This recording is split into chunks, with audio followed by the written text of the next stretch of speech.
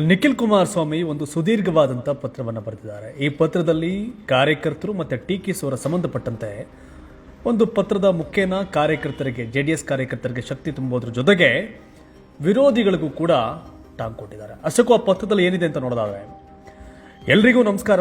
ಚನ್ನಪಟ್ಟಣ ವಿಧಾನಸಭೆ ಕ್ಷೇತ್ರದ ಉಪಚುನಾವಣೆಯಲ್ಲಿ NDA ಅಭ್ಯರ್ಥಿಯಾಗಿದ್ದ ನನ್ನ ಸೋಲು ಅನಿರೀಕ್ಷಿತ. ಸೋಲು ಯಾಕಾಯಿತೆಂದು ಈಗಾಗಲೇ ಕಾರಣ ಕೊಟ್ಟಿದ್ದೇನೆ. ಹಾಗೆಂದು ಸೋಲಿಗೆ ಹೆದರಿ ಸುಮ್ಮನೆ ಕೂರುವ ಜಾಯಮಾನ ನನ್ನದಲ್ಲ, ನಮ್ಮ ಪಕ್ಷದ್ದೂ ಅಲ್ಲ. ಇಂಥ ಅನೇಕ ಸೋಲುಗಳನ್ನು ಪಕ್ಷ ಜೀರ್ಣಿಸಿಕೊಂಡಿದೆ. ಸತತ ಹೋರಾಟಗಳ ಮೂಲಕ ಪಕ್ಷವು ಫಿನಿಕ್ಸ್ನಂತೆ ಎದ್ದು ಬಂದಿದೆ. ಪಕ್ಷದ ಇಂಥ ಅನೇಕ ಏಳು ಬೀಳಿನ ದಾರಿಯಲ್ಲಿ ನಾನೊಬ್ಬ ಸಣ್ಣ ಪಯಣಿಗ. ಅಷ್ಟಾಗಿಯೂ ಅನೇಕ ನಾಯಕರನ್ನ ಪಕ್ಷವು ರಾಜ್ಯಕ್ಕೆ ದಾರಿ ಎರೆದು ಕೊಟ್ಟಿದೆ. ಅದು ಮಣ್ಣಿನ ಮಗ ಪೂಜ್ಯ ದೇವೇಗೌಡರ ಗರಡಿಯ ಫಲ. ಈ ಸೋಲು ನನಗೆ ನೋವುಂಟು ಮಾಡಿದೆ ನಿಜ, ಇಲ್ಲ ಎಂದು ಹೇಳಿ ಆತ್ಮವಂಚನೆ ಮಾಡಿಕೊಳ್ಳೋದಿಲ್ಲ. ಹಾಗಂತ ಸೋಲುತ್ತೇನೆ ಎಂದು ನಾನು ಚುನಾವಣೆಗೆ ಸ್ಪರ್ಧಿಸಿರಲಿಲ್ಲ. ಗೆಲ್ಲಲು ಪ್ರಾಮಾಣಿಕವಾಗಿ ಹೋರಾಡಿದ್ದೇನೆ. ಕೆಲ ಅಂಶಗಳಿಂದ ಹಿನ್ನಡೆಯಾಗಿದೆಯಾದರೂ ಮತ್ತೆ ಪುಟಿದೆದ್ದು ಬರುವ ಛಲ ನನಗಿದೆ. ನೋವು ಭರಿಸುವ ಶಕ್ತಿ ಹೇಗೆ ನನ್ನಲ್ಲಿ ತುಂಬಿದೆಯೋ ಹಾಗೆಯೇ ಛಲದಿಂದ ಎದ್ದು ಬರುವ ಕೆಚ್ಚನ್ನು ರಕ್ತಗತವಾಗಿ ರೂಢಿಸಿಕೊಂಡಿದ್ದೇನೆ. ನಿಖಿಲ್ ಬಚ್ಚಾ, ಪಾಪ ನಿಖಿಲ್ ಎಂಬ ಅನುಕಂಪಕ್ಕೆ ತುತ್ತಾಗಿ ಕೈಚೆಲ್ಲುವ ಬಾಲಬುದ್ಧಿಯ ಮನಸ್ಥಿತಿಯವನಲ್ಲ ನಾನು. ಹಿಂದಿನ 2 ಸೋಲುಗಳು ನನಗೆ ಅಸಹಾಯಕತೆಯನ್ನ ಮೆಟ್ಟಿ ನಿಂತು ಅಪಮಾನ ಧಿಕ್ಕರಿಸಿ ಸೆಣಸುವ ಆತ್ಮಬಲ ಕೊಟ್ಟಿದೆ. ಚನ್ನಪಟ್ಟಣದಲ್ಲಿಯೂ ಅದೇ ಛಲ ಆತ್ಮಬಲದಿಂದ JDS BJP ಕಾರ್ಯಕರ್ತರು ಮುಖಂಡರ ಜೊತೆಗೂಡಿ ದಿಟ್ಟ ಹೋರಾಟ ನಡೆಸಿದ್ದೇನೆ. ನನ್ನ ಸೋಲು ನನ್ನ ಕಾರ್ಯಕರ್ತರಿಗೆ ಅತೀವ ನೋವುಂಟು ಮಾಡಿದೆ. ಅದನ್ನ ನಾನು ಬಲ್ಲೆ. ಇಡೀ ರಾಜ್ಯದ ಕಾರ್ಯಕರ್ತರೆಲ್ಲರೂ ವೀರ ಯೋಧರಂತೆ ಚನ್ನಪಟ್ಟಣದಲ್ಲಿ ಹಗಲಿರಳು ದುಡಿದರು. ಮನೆ ಮನೆಯನ್ನು ತಲುಪಿ ನನ್ನ ಗೆಲುವಿಗಾಗಿ ಶ್ರಮಿಸಿದ್ರು. ಅಂತಿಮವಾಗಿ ಸೋಲಾಯಿತು. ಅದು ಜನತಾ ಜನಾರ್ದನನ ನಿರ್ಣಯ. ಅದನ್ನ ನಾನು ಶಿರಬಾಗಿ ಸ್ವೀಕರಿಸಿದ್ದೇನೆ. ವಿಪರ್ಯಾಸವೆಂದರೆ ಗೆದ್ದವರಿಗೆ ನೆಮ್ಮದಿ ಇಲ್ಲ, ಕನಿಷ್ಠ ಗೆಲುವನ್ನು ಅರ್ಥಪೂರ್ಣವಾಗಿಸಿಕೊಳ್ಳುವ ಮನಸ್ಥಿತಿಯೂ ಇಲ್ಲ. ಆ ಮುಖಗಳಲ್ಲಿ ನಗುವೇ ಇಲ್ಲ. ಅವರ ಸಂಭ್ರಮ ವಿಜೃಂಭಣೆಯಲ್ಲಿ ಪ್ರಾಮಾಣಿಕತೆಯೂ ಇಲ್ಲ. ಸೋತ ಅಭ್ಯರ್ಥಿಯನ್ನ ಹೀಗೆಳೆಯುವ ಎದುರಾಳಿ ಪಕ್ಷ ಮತ್ತು ಅದರ ನಾಯಕರನ್ನ ನಿಂದಿಸುವುದರಲ್ಲಿ ಮಗ್ನರಾಗಿದ್ದಾರೆ. ಅವರ ನಿಂದನೆಯ ವೈಖರಿ ನೋಡಿದರೆ ಅವರೆಷ್ಟು ಅನ್ಯ ನಿಂದನಾ ವೇದನೆಯಲ್ಲಿ ಮುಳುಗಿದ್ದಾರೆಂದು ಅರ್ಥವಾಗುತ್ತದೆ. ಅವರದ್ದು ಸತ್ಯದ ಜಯವಲ್ಲ, ಆ ಪಾಪ ಪ್ರಜ್ಞೆ ಅವರನ್ನ ಕಾಡುತ್ತಿದೆ.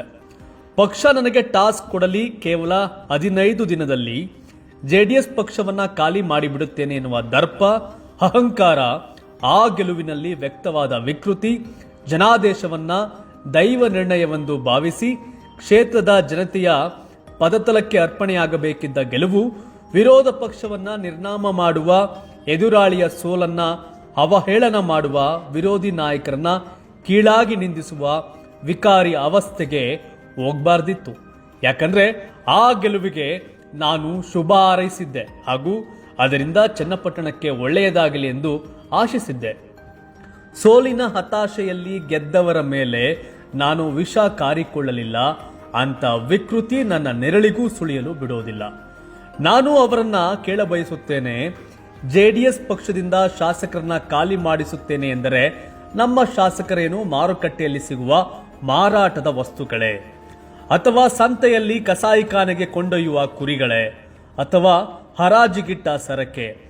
ಜನರಿಂದ ಆಯ್ಕೆಯಾಗಿ ಬಂದ ಜನಪ್ರತಿನಿಧಿಗಳು ಇವರ ಪಾಲಿಗೆ ಬೀದಿಯಲ್ಲಿ ಬಿಕರಿ ಮಾಡುವ ಪದಾರ್ಥಗಳೇ? ಪ್ರಜಾಪ್ರಭುತ್ವ ವ್ಯವಸ್ಥೆಯಲ್ಲಿ ಶಾಸಕನೊಬ್ಬ ಇನ್ನೂ ವಿಧಾನಸಭಾಧ್ಯಕ್ಷರಿಂದ ಗೌಪ್ಯತೆಯ ಪ್ರಮಾಣ ವಚನ ಸ್ವೀಕರಿಸುವ ಮುನ್ನವೇ ಸಂವಿಧಾನ ಬಾಹಿರ ಜನತಂತ್ರ ವಿರೋಧಿ ಕೃತ್ಯಕ್ಕೆ ಇಳಿದು ಒಬ್ಬ ಕ್ರಿಮಿನಲ್ ರೀತಿ ಮಾತನಾಡುತ್ತಾನೆ ಎಂದರೆ ಅದು ಎಂಥ ಸ್ಥಿತಿಯಲ್ಲಿದೆ ಕರ್ನಾಟಕ? ಅವರ ಪಕ್ಷದ ಸಂಸದರು ಲೋಕಸಭೆಯಲ್ಲಿ ಸಂವಿಧಾನದ ಪ್ರತಿ ಕೈಯಲ್ಲಿಡಿದು ಪ್ರಮಾಣ ಸ್ವೀಕರಿಸುತ್ತಾರೆ. ನಿತ್ಯವೂ ಸಂವಿಧಾನ ಪೀಠಿಕೆ ಪಠಣ ಮಾಡುತ್ತಾರೆ. ಯಾವ ಪುರುಷಾರ್ಥಕ್ಕೆ ಅದಲ್ಲ? ಅನ್ಯ ಪಕ್ಷಗಳ ಶಾಸಕರನ್ನ ಖರೀದಿ ಮಾಡುತ್ತೇನೆ ಅಥವಾ ಎಗರಿಸಿಕೊಂಡೇ ಹೋಗುತ್ತೇವೆ ಎಂದರೆ ಇವರು ಡಾಕ್ಟರ್ BR ಅಂಬೇಡ್ಕರ್ ಅವರ ಸಂವಿಧಾನವನ್ನ ರಕ್ಷಣೆ ಮಾಡುತ್ತಾರೆಯೇ? ಗೆಲುವಿನ ಅಮಲು, ಅಧಿಕಾರದ ಅಹಂಕಾರ, ನಾಲಿಗೆಯ ಗುಣವನ್ನ ನಿಕೃಷ್ಟಗೊಳಿಸಿದೆ. ಇದಕ್ಕೆ ತಕ್ಕ ಉತ್ತರ ಕೊಡುವ ಶಕ್ತಿ ನಮಗಿಲ್ಲ ಎಂದು ಅವರು ಭಾವಿಸಿದರೆ ಅದು ಮೂರ್ಖತನವಷ್ಟೇ. ರಾಜಕಾರಣ ಎಂದರೆ ಖರೀದಿ ಮಾಡುವ ಮಾರಾಟವಲ್ಲ, ವ್ಯಾಪಾರ ಅಲ್ಲವೇ ಅಲ್ಲ. ನಮ್ಮ ಶಾಸಕರು ಕೇವಲ ಶಾಸಕರಾಗಿ ಅಥವಾ ರಾಜಕೀಯ ಉದ್ದೇಶಕ್ಕಾಗಿ ನಮ್ಮೊಂದಿಗಿಲ್ಲ. ಪಕ್ಷ ಮತ್ತು ಶಾಸಕರ ನಡುವೆ ರಕ್ತ ಸಂಬಂಧಕ್ಕಿಂತ ಮಿಗಿಲಾದ ಗಾಢ ಬಾಂಧವ್ಯವಿದೆ. ನಾಯಕರು ಶಾಸಕರ ನಡುವೆ ಬಿಡಿಸಲಾಗದ ಭಾವನಾತ್ಮಕ ಬೆಸುಗೆ ಇದೆ. ಕೇವಲ ಸ್ವಾರ್ಥಕ್ಕಾಗಿ, ಅಧಿಕಾರದ ಹಪಾಹಪಿಗಾಗಿ ಪಕ್ಷದಿಂದ ಪಕ್ಷಕ್ಕೆ ಜಿಗಿಯುವ, ಎಲ್ಲಿ ಹೆಚ್ಚು ಪ್ಯಾಕೇಜ್ ಸಿಕ್ಕರೆ ಅಲ್ಲಿಗೆ ಹಾರಿ ಜೇಬು ಭರ್ತಿ ಮಾಡಿಕೊಳ್ಳುವ ರಾಜಕೀಯ ವ್ಯಾಪಾರಿಗಳಲ್ಲ ನಮ್ಮ ಶಾಸಕರು. ಗೆದ್ದಲು ಕಟ್ಟಿದ ಹುತ್ತದೊಳಗೆ ಹಾವಿನಂತೆ ಹೊಕ್ಕು ಕೈ ಹಿಡಿದವರನ್ನೇ ಕಚ್ಚಿ ವಿಷ ಕಾರುವ ರಾಜಕೀಯ ವಿಷ ಜಂತುಗಳಿಗೆ ನಾವು ಎದುರುತ್ತೇವೆಯೇ? ಆ ಪ್ರಶ್ನೆಯೇ ಇಲ್ಲ. ಚುನಾವಣೆಯಲ್ಲಿ ಅವರು ಗೆಲುವು ಕಂಡಿದ್ದಾರೆ, ಸಂಭ್ರಮಿಸಲಿ, ವಿಜೃಂಭಣೆ ಮಾಡಿಕೊಳ್ಳಲಿ. ಅದನ್ನು ಕಂಡು ಕಣ್ಣುರಿ ಮಾಡಿಕೊಳ್ಳುವ ವ್ಯಕ್ತಿಯಲ್ಲ ನಾನು. ಆದರೆ ಹೇಗೆ ಗೆದ್ದೆವು, ಎಷ್ಟರ ಮಟ್ಟಿಗೆ ಅಧಿಕಾರ ದುರ್ಬಳಕೆ ಮಾಡಿಕೊಂಡೆವು ಎನ್ನುವ ಸಣ್ಣ ಆತ್ಮ ವಿಮರ್ಶೆಯಾದರೂ ಮಾಡಬೇಕಲ್ಲವೇ? ಮತದಾನಕ್ಕೆ ಕೆಲ ಗಂಟೆಗಳಷ್ಟೇ ಉಳಿದಿರುವಾಗ ಚನ್ನಪಟ್ಟಣದ ಮಹಿಳೆಯರಿಗೆ ಗೃಹಲಕ್ಷ್ಮಿ ಯೋಜನೆಯ 2 ತಿಂಗಳ 4,000 ಹಣವನ್ನ ಅವರ ಬ್ಯಾಂಕ್ ಖಾತೆಗಳಿಗೆ ಜಮೆ ಮಾಡುತ್ತೀರಿ. ಆಯಾ ತಿಂಗಳಿಗೆ ಸಕಾಲಕ್ಕೆ ಹೋಗಬೇಕಾದ ಹಣವನ್ನ ಚುನಾವಣಾ ಉದ್ದೇಶಕ್ಕೆ ಬಳಸಿಕೊಳ್ಳುವ ದುರುದ್ದೇಶಕ್ಕೆ ಏನೆನ್ನಬೇಕು? ನಿಮ್ಮ ರಾಜಕೀಯ ಸ್ವಾರ್ಥಕ್ಕಾಗಿ ಕರ್ನಾಟಕವನ್ನ ಆರ್ಥಿಕವಾಗಿ ದಿವಾಳಿ ಎಬ್ಬಿಸಿದ್ದೀರಿ. ಹಾದಿ ಬೀದಿಯಲ್ಲಿ ರಾಜ್ಯದ ಮಾನ ಹರಾಜು ಹಾಕುತ್ತಿರುವ ನಿಮಗೆ ಎಳ್ಳಷ್ಟಾದರೂ ಪಾಪ ಪ್ರಜ್ಞೆ ಬೇಡವೆ? ಈ ಹಣ ಜನರ ತೆರಿಗೆಯ ರಕ್ತದ ಹಣ.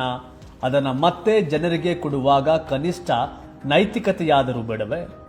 ಹೋಟಿಗಾಗಿ ಗ್ಯಾರಂಟಿಗಳನ್ನ ದುರ್ಬಳಕೆ ಮಾಡಿಕೊಳ್ಳುವ ಹೀನ ರಾಜಕೀಯ ಪ್ರವೃತ್ತಿಯನ್ನ ಮಹಾರಾಷ್ಟ್ರದ ಜನತೆ ಈಗಾಗಲೇ ಧಿಕ್ಕರಿಸಿದ್ದಾರೆ, ನೆನಪಿರಲಿ. ನನ್ನ ಕಾರ್ಯಕರ್ತ ಬಂಧುಗಳೇ, ನಾನು ಹೇಳುವುದಿಷ್ಟೇ, ರಣರಂಗದಲ್ಲಿ ಸೋಲು ಗೆಲುವು ಸಹಜ. ಶಕುನಿ ರಾಜನೀತಿಗೆ ಹೆದರಿ ಪಲಾಯನ ನನ್ನ ನಡೆಯಲ್ಲ. ಹಾಗೆಂದು ಯಾರಿಗೂ ಸವಾಲು ಹಾಕುವ ಅಗತ್ಯವೂ ಇಲ್ಲ.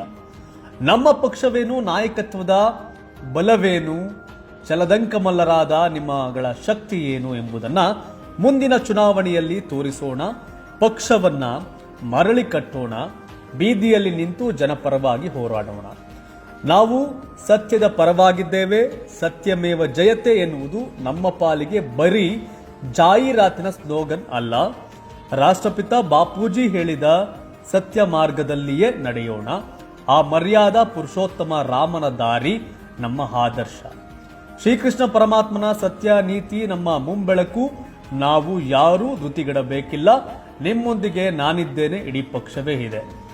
ಹೆಗಲಿಗೆ ಹೆಗಲಾಗಿ, ಭೂತಾಯಿಗೆ ನೊಗವಾಗಿ, ಜನತಾ ಜನಾರ್ದನನಿಗೆ ಹಾಳಾಗಿ, ದುಡಿಯೋಣ ದಣಿವಿಲ್ಲದೆ, ಕಲಿಗಳಾಗಿ, ಸಿಡಿಲು ಮರಿಗಳಾಗಿ. ಜೈ ಕರ್ನಾಟಕ, ಜೈ ಹಿಂದ್, ಜೈ ಶ್ರೀರಾಮ್.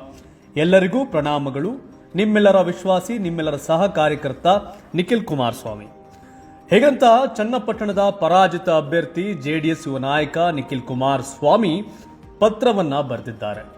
ಈ ಪತ್ರದಲ್ಲಿ ಸಂಪೂರ್ಣವಾಗಿ ಕಾರ್ಯಕರ್ತರ ಜೊತೆಗೆ ನಿಲ್ತೇನೆ ಅನ್ನೋದ್ರ ಜೊತೆಗೆ ಈ ಚುನಾವಣೆಯಲ್ಲಿ ನಿಖಿಲ್ ಕುಮಾರಸ್ವಾಮಿ ಅವರ ವಿರುದ್ಧ ಗೆದ್ದಂತಹ ಸಿಪಿ ಯೋಗೇಶ್ವರ್ ಅವರ ಶಾಸಕರನ್ನ ಖರೀದಿ ಮಾಡ್ತೇನೆ, ಪಕ್ಷವನ್ನ ಇಲ್ಲದಂತೆ ಮಾಡ್ತೇನೆ, ಹೊಡಿತೇನೆ ಅನ್ನೋ ಹೇಳಿಕೆಗಳು ಎಲ್ಲವನ್ನೂ ಕೂಡ ಪ್ರಸ್ತಾಪಿಸಿ, ಇಲ್ಲ ಇದು ಯಾವುದೂ ಸಾಧ್ಯವಿಲ್ಲ ಅನ್ನೋ ದಾಟಿಯಲ್ಲಿ ನಿಖಿಲ್ ಕುಮಾರಸ್ವಾಮಿ ಪತ್ರ ಮುಖೇನ ಕಾರ್ಯಕರ್ತರಿಗೆ ಸಂದೇಶವನ್ನ ಕೊಟ್ಟಿದ್ದಾರೆ.